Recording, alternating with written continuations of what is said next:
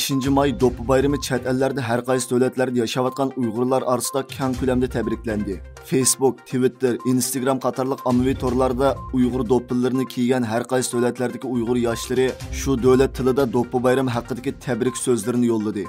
İctimai aloqa manbalarida yana O'rkash davlat, Do'lqin Aysoga o'xshash tonilgan Uyg'ur faoliyatchilari Amerikadagi Maysam Mutallibga o'xshash Uyg'ur olimlaridan tortib, muhojirat yashayotgan ota-onalar va bolalarni o'z ichiga olgan har bir Uyg'ur do'ppisini kiygan ko'rinishlarni chiqarib, ovozli tabrik so'zlarini yo'llab, Uyg'urlarning Do'ppi bayramini keng ko'lamda tabriklagan vaziyat borliqqa keldi.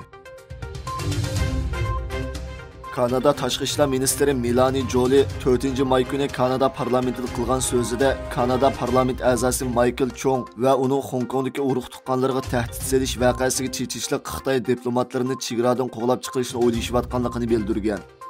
Kanada Tashqi ishlar ministri Melanie Joly Kanada parlamentining bir komitetida qilgan so'zida Kanada muavin tashqi ishlar ministrining Xitoyning Kanada turishliq bosh elchisi Song Pivoni chaqirtib, uningga Kanadaning bu xil aralashishga yo'l qo'ymaydiganligini aytganligini bildirgan.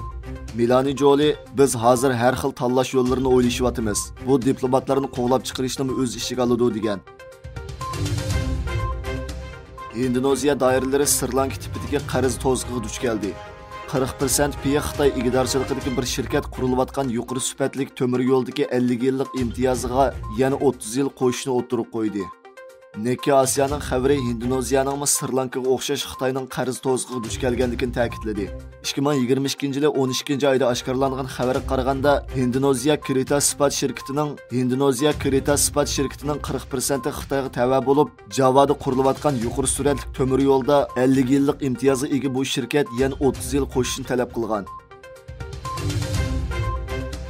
Yevropa İttifaqı tashqi munosabat va bexatarlik siyosatining yuqori darajalik vakili Josep Borrell Xitoyni Rossiyadagi Yevropaning bexatarligiga tahdid deb qarashga bo'lmaydi dedi. Borrell har yili 9-may Yevropa kuni haftaligida Yevropa Universiteti instituti Florensiyada uyushtirgan ittifoqning ahvoli yig'inida qatnashdi. Borrell Beijingning Moskvaga zo'r ta'sir ko'rsatganligini, Xitoy davlat raisi Xi Jinping bilan Ukraina prezidenti Zelenskiy o'rtasidagi telefon suhbatining ijobiy taraqqiyot ekanligini bayon qildi. Xitoy bilan Pokiston ikki taraflik munosabatni kuchaytirib, Xitoy-Pokiston iqtisodiy koridori qurilishini tezlatib, yezi egilikni tutashtirish va uchur texnikasi qatorliq sohalardagi hamkorlikni cho'nqurlashtirishga va'da bergan. Xitoy tashqi ishlar ministri Chingang Pokiston prezidenti Arif Alvi bilan ko'rishganda, ikki davlat o'rtasidagi mustahkam do'stlikni kuchaytirishning lozimligini ta'kidlagan. Xitoy Tashqi ishlar ministrligining bayonotchisi Mao'ning Amerikaning Tayvanga qurol-yarog' setishining bir Xitoy prinsipiga va Amerika imzo qo'ygan 3 birlashma xitobnomaga xiloflik qilganligini, Amerikaning Tayvanni o't pillasiga aylantirganligini aytdi. 2004-yili yo'l qo'yilgan Kunze instituti programmasining Angliya universitetlarida har xil qoida tuzumlarga xiloflik qilib, qonunsiz tijorat qilganligi uchun talash-tortishga pitib qolganligi o'ttirg'i chiqdi. Angliya bosh ministri Rishi Sunakning yaqinda ommaviy taratquv hisobida e'lon qilgan bir yurish so'zlari va Angliyaning boshqa yuqori darajalik amaldorlarining bayonlari dunyo miqyosida bu masalaga qaytadan qiziqish qo'zg'adi.